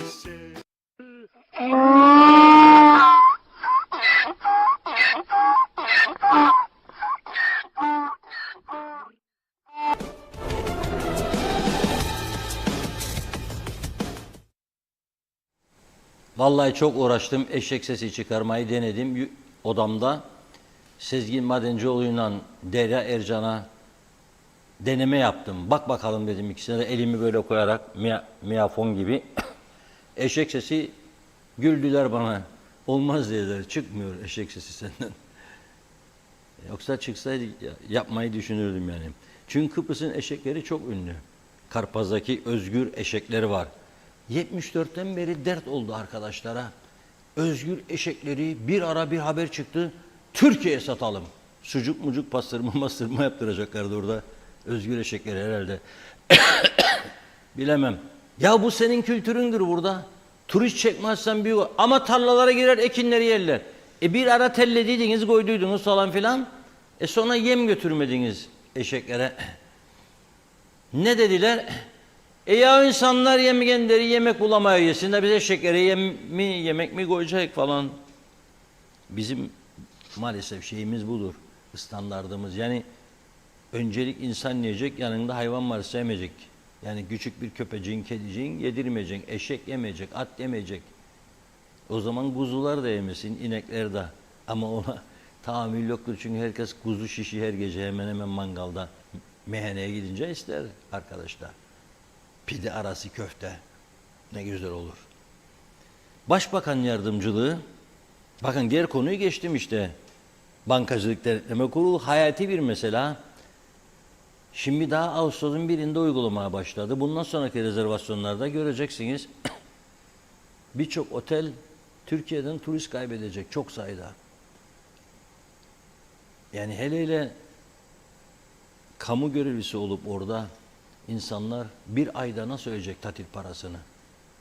3-4 aya böler insanlar, 6 ayda öyle tatile çıkar. Ama Başbakan Yardımcısı Turizm, Gençlik ve Turizm, Kültür, Gençlik ve Çevre Bakanlığı Çevre Koruma Dairesi himayesinde proje yürütücülüğünü Taşkent Doğa Parkı'nın üstlendiği, Erenköy Karpaz Belediyesi'nin de destek verdiği Eşek Yönetim Projesi işbirliği protokolünü imzalamışlar. Vatana ve millete hayırlı ve uğurlu olsun diyorum. Eşek Yönetim Projesi işbirliği protokolü. Bu çok güzel. Yani bunu hemen duyursunlar. Bakın Guinness Rekorlar kitabına gireceğinden eminim. Nobel Barış Ödülünü alabilirler eşeklere sahip çıktıkları için. Protokol imzalandı. Tabii protokol imzalamak demek hemen bir şey olacak anlamına gelmiyor. Detaylarını vereceğim. Dinleyince anlayacaksınız ne olduğunu. Yapılan açıklamaya göre protokol, Karpaz'da bulunan başıboş eşeklerle ilgili hayvan refahına uygun, kalıcı ve sürdürülebilir bir çözüm üretmek amacıyla hazırlandı. Proje kapsamında oluşacak, bakın iyi dinleyin, 6. kez söylüyorum, bilim kurulu tarafından, bilim kurulu oluşturulacakmış bu konuda. Düzenlenecek geniş kapsamlı ve katılımlı çalışmaların ardından eşek yönetim planı oluşturulacak ve hayata geçirilecek. Ölme eşeğim ölme diye bir söz vardı. Eşekler ölecek bu o zamana kadar. Ölecek çünkü bak daha devam ediyorum.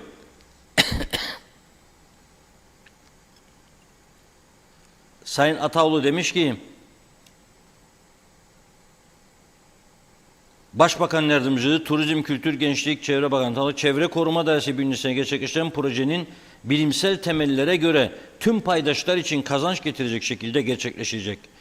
Bunun garanti altına alınması için de projenin işleyişini denetlemekle sorumlu Çevre Koruma Dairesi, Veteriner Dairesi, Belediye, Doğa Park, üniversite ve sivil toplum örgütlerinin de aralarında bulunacağı 11 kişilik bir bilim kurulunun kurulacağını dile getirmiş.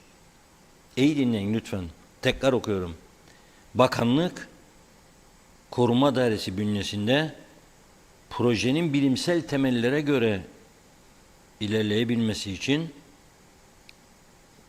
Çevre Koruma Dairesi, Veteriner Dairesi, belediye, Karpaz'daki belediye, Doğa Park, üniversiteler ve sivil toplum örgütlerinin aralarında bulunacağı 11 kişilik bir bilim kurulu kurulacakmış. Amaçlarının yıllardır çözülmeyen başıboş eşek sorununun bilimsel, insancıl ve kalıcı bir şekilde çözümlenmesidir diyor. Projeye destek verenlere teşekkür ediyoruz diyor. Belediye başkanı da böyle diyor. Doğa Park adına konuşan Kemal Basat Bey de diyor ki proje ile kazan kazandır hedefimiz diyor. Neyi kazanacak bilmiyorum. 2017 yılından beri diyor eşek sorunu çözümü için çalışmalar yapılıyor diyor. Şimdi bu proje nasıl oluşacakmış ona geliyorum. 1 yıl hazırlık süreci, 3 yıl uygulama, 6 yılda yönetim olmak üzere 10 yıllık bir planlama yapılmış. Ölme eşeğim ölme. Ya düşünsen eşekleri koruma altına almak için birçok yerden katılımcı olacak paydaşlar. Da 1 yılda hazırlık yapılacak. Nasıl olacağı değil. 3 yılda uygulama aşaması için. 6 yılda yönetim meselesi olacak. 10 yılda belki eşekleri mutlu edecek bir duruma geleceklermiş. Anladınız değil mi neden bu ülkede? Eşekleri koruma altına almak için 10 yıl gerekiyorsa elektrik sorunu çözmek için 100 yıl azdır bence. Çünkü o makineler gelecek, cihazlar, teknisyenler bilmem ne falan filan. Deniz altından borular döşenecek, içine kablolar geçirilecek. Borular geçerken ansızın bir basınç falan filan çökecek. Ya bir sabotaj olabilir, düşman güçler bunu gözetleyecek falan. 100 yıl bence onun için. Eşekler için 10 yıl proje. Karpaz'daki eşekler. 100 yıl yeter. Onun için o Barış Manço'nun şarkısı gerçekten süper bir şarkıdır. Böyle bir kısaca verelim. 5 saniye. Arkadaşım eş, arkadaşım şek, arkadaşım eşek. Arkadaşım eş, arkadaşım şek, arkadaşım eşek.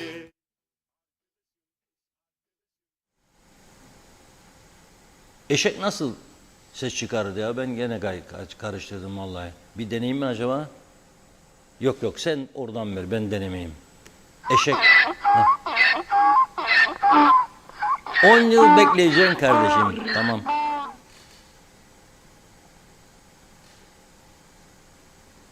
Boşuna anırıyor. 10 yıl bekleyecek. Ne yapalım? 49 yıl bekledi zavallı da. 10 yıl daha beklemeyecek. Ömrü varsa tabii. Ömrü olan bekleyecek 10 yıl daha. Eşeklerin ömrü kaç yıldır bu arada bilmiyorum. Köpeklerin 15 olduğunu biliyorum. Ben zorla aldırmışlardı bana zamanında bir köpek, Patik adı da. Sonra köpeğin en büyük sevgilisi ben oldum. O beni seviyordu, ben onu seviyordum. Eve geç vakit yorgun argın gittiğimde eski Medya grubundan yanıma gelirdi. Gergin isem kucağıma yatıp beni sakinleştirmeye çalışırdı. Neşeliysem oynardı önümde. Ben onu evde olduğum sürelerde brokoliyle beslerdim. Brokoli yedirirdim, kuru fasulye yedirirdim. İster inanın ister inanmayın. Köpeklerin ömrü en fazla 15 yıl derlerdi. Patik 16 yıl yaşadı. Son 200 senesi de benden ayrıydı diye üzüldü ve ona da üzüldü biliyorum. Yoksa 17'ye kadar gidebilirdi belki de. Biraz da insanları yaşatmak, güçlendirmek sizin elinizde. Ne kadar sevgi gösterirseniz o kadar iyi sonuç alırsınız. Tabii sevgi göstermesini herkes bilemez. O ayrı mesele. Buyurun Funda Hanım. Tamamlayalım mesajlarımızı. Vedat Özkan, yabancıları çoğaltan üniversitelerdir. Peşin parayı alıyorlar öğrenci okula gelmesin. Niye? Yemek yok, okul kirlenmiyor, elektrik su tüketilmiyor. Bu durum okula para kazandırır. Daha fazlasını söylemek istemiyorum. Zehra Sencer, Karpaz'dan sevgilerimle iyi ki varsınız demiş. Arif Koruoğlu, ben eski Kıbrıs'ımı geri istiyorum dedi. Evet, Arzu Mucize, yaşananlar çok üzücü. Gerekli önlemler alınmalı. İyi yayınlar. Metin Maraş Ali, 74'ten önce hapishane nedir bilmezdik. Şimdi yeni hapishane doldu taştı. Sorumlu kim? İzzet Kahraman, iyi yayınlar. Selam olsun yoldaşlar. Selam olsun CTP yazmış. Yılpay Mustafa Aksöz, beden eğitimi öğretmenliğine kontenjan verilmemeli çünkü bu branşta yeterince hatta fazlasıyla mezun vardır. Celal Harun, ülkemiz ne hale getirildi, yazıklar olsun. Denizde yüzüyor boy boy odun, evde ne şeker kaldı ne de un. Denizde balık gibi yatıyor ay, Şinanay yavrum Şinanay demiş. Böyle giderse pahalılık vay. Kafada ne tahta kalacak ne de yay. Hala aynı noktadayız maalesef. Kemal Sunal'ı saygı ve özlemle anıyoruz. Çağatay Donlar, Reşat abi sakın siyasete girmeyi, onlar gibi olun ya da onlar gibi olursun. Aksi halde yaşatmazlar.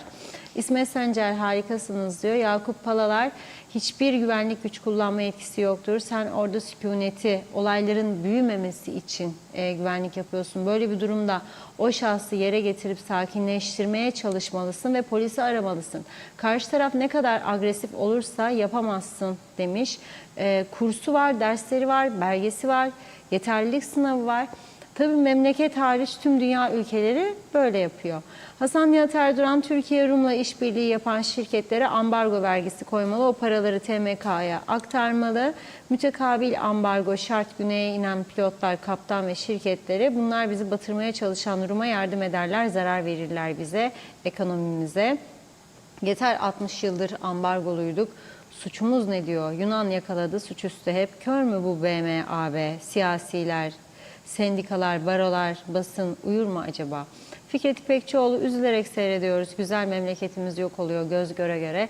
Çağatay Donlar demiş ki güzel yurdu keşke versek Rumlara, en azından oraları kurtulur, kalkanır, yeşerir diyor. Evet. Hasan Nihat Erduran, güzel yurda sulama suyu dağıtma aşamasına geldi. Tarım, hayvancılık çok iyi olacak. Ben ümitliyim demiş. Enterconnect'le üretimde daha az maliyetli olacak, iyi olacak diyor. Bölge çok gelişecekmiş diyelim. Saadet Şimşekoğlu, 3 yaşında bir de 15 günlük 2 oğlu vardı Hüseyin Mavideniz'in. Allah rahmet eylesin demiş, amin.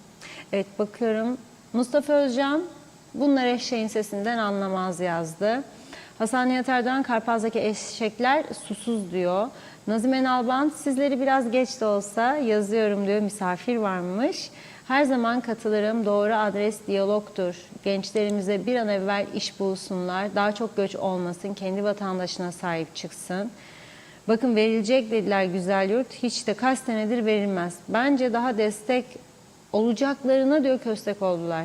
Herkes evlatları başka yerlerde ev yaptı. İnanın diyor kızgınım ve üzgünüm. İnşallah bundan sonra iyi şeyler olur. Sizi seviyoruz demiş. Fikret İpekçioğlu, ne büyük proje be. Yürüsün gitsinler demiş.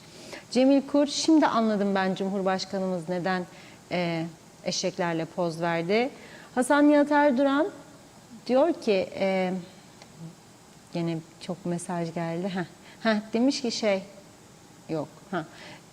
Hasan Çevik, Çevre Bakanlığı ülkeyi denetledi, İsviçre'ye çevirdi de eşek protokolünü denetleyecekmiş. Buna sadece gülerim yazdı.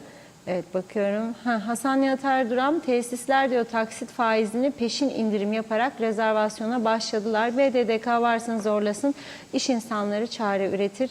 Ulus Barani ancak bu protokolü eşek olan imzalar. Dediğiniz gibi bu imzaya atanlar Guinness Rekorlar kitabına rekor olarak yazılmalı. İsmail Gürakansel, eşekler şimdiden duvarları ısırıyor demiş. Hilmi Budalı, eşekler bile bunlar gibi hayal dünyasında değil. Gerçekten ölme eşeğim ölme. Fevzi Mehmetçioğlu kolay gelsin demiş. Ölme eşeğim ölme diyor. Bunların işi hikaye dedi o da. Osman Kaba, daha önce bununla ilgili çok güzel bir çalışma grubu kuruldu ve hiçbir şey olmadı yazmış. Tanur Fenercioğlu, bu kadar yıl sonra bence eşekler bizi yönetecek. Çağatay Donlar, o eşek dedikleri eşek çoğundan daha akıllıdır demiş büyük büyük harflerle. Hasan Çevik, onu okuduk. Oytun Andaş kolay gelsin dedi.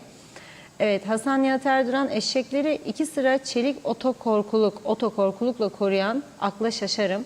Karayolları insan korumaya otokorkuluk parası bulamazken doğada çeliğin ne işi var kardeşim diyor. Sorun lütfen, söküp ahşap koysunlar, karayollarına versinler, onlar da yollarda kullansın demiş. Ulus Barani, arkadaşım eşek şarkısını bu protokolü imzalayan kişilere hediye ediyorum diyor. Onlar gibi hayatları olsun demiş. Evet, Emine Bodurhan iyi yayınlar diledi. Saideoğlu da sağlıklı yayınlar demiş. Lord Sigorta, İngilizce öğretmeniyim ve sözleşmeli birçok insan alındı. Benim sözleşmem uzatılmadı diyor. Mehmet İnancı herkese mutlu sağlıklı akşamlar dilemiş. Lord Sigorta, güvenlik ya da polis ya da her ne sıfatlı olursa olsun hiç kimse birini öldürme hakkı yoktur. Allah rahmet eylesin demiş. Hüseyin, evet, hemen söyleyeceğim. Hüseyin Göksan, çocukluğumuzun, gençliğimizin Kıbrıs'ını istiyorum diyor. O da çok üzülüyorum demiş. Ankara'dan yazıyor Hüseyin Bey. Bakıyorum tamamladık mı? Oytun Andaş iyi yayınlar diledi. Daha da var ama karıştırdınız biraz. Enver Çelebi, bunlar kendilerine sahip çıksınlar diyor. Eşekler kendi başının çaresine bakarlar yazmış. Lord Sigorta, turistler özellikle havuç alıp eşeklere ikram yapıyor, foto çekiliyorlar diyor. Birçok turist bu amaçla eşekleri görmek için gidiyorlar demiş. Bakıyorum hala Akyollar iyi yayınlar diledi. Zannediyorum tamamladık. Çok çok teşekkür ediyoruz. Buyurun.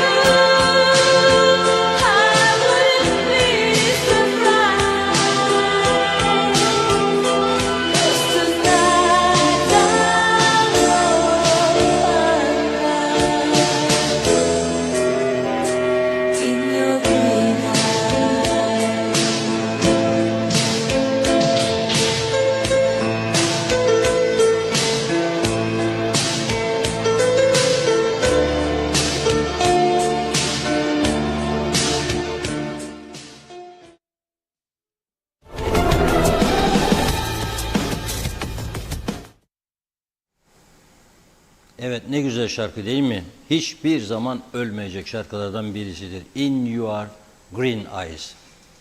Evet. Yeşil gözleri de güzel. Bir de bir Türkçesi vardı galiba. Nesin Sipahi'nin ah o gözler diyor, simsiyah gözler. Bu da yeşil gözlerden bahsediyor.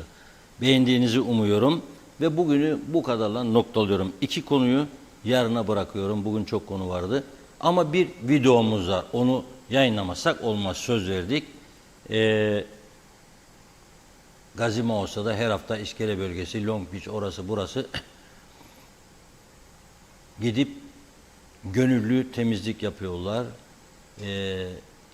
Göze çarpan meselelere müdahale ediyorlar. Bugün bir elektrik direği meselesi vardı. O elektrik meselesiyle ilgili hala daha bir değişim olmadığına ilişkin bir video geldi elime. Onu yayınlayacağız ve öyle bitireceğiz. İzleyelim birlikte. Kısa bir video. Günaydın, burası Rauf Raif Denktaş Kültür ve Kongre Sarayı. Doğu Akdeniz Üniversitesi'leri ve bu da çemberi.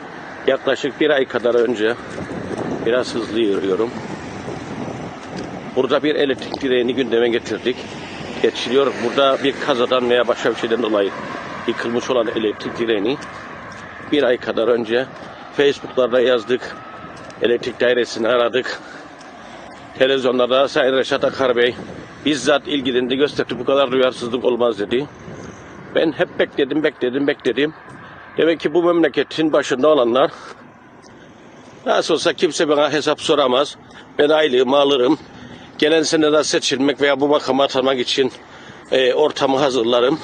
Evet, bu direk gördüğünüz gibi bu direk aynı şekilde duruyor.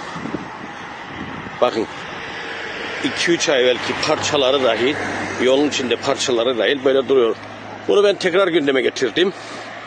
Belki babasının çiftliğinin başında oturanlar, belki de ya babamın bu çiftliğinde ben otururum ama burayla da ilgileneyim diye düşünür. Kusura bakmayın, artık bu gibi kelimeler yakışıyor size. Çünkü bu kadar duyarsızlık olamaz. Teşekkür ederim.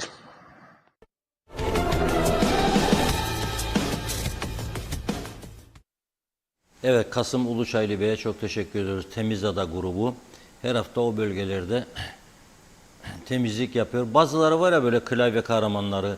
Sahillerimiz gitti, parselendi, halkın geziyor. Hep denizler halkındır. Her tarafta rezalettir, döküntü. Pislik içinde bakımsız, çöpler, atıklar falan. Ama şimdi bu yayınladığımız tabii yol ortasında elektrik direği kazada devriliyor. Devrildiği yerde olduğu gibi duruyor. Bunun Türkçesi nedir? Bu köy sahipsiz demektir. Bu kadar basit. Evet Funda Hanım. Son mesajın varsa söyleyeyim. Yoksa yok. Zaten anladım diyorsunuz. Yani sabırsızlanıyorsunuz. Bitsin bir an önce de kurtulsak falan gibisinden. Bitirelim. Gidelim. Buyurun. Yarın yeniden birlikte oluruz. Evet, çok teşekkür ediyoruz değerli yorumlarınız için ve programımızı bugünlük burada tamamladık sevgili izleyenler. Yarın yine aynı saatte görüşmek üzere. İyi akşamlar.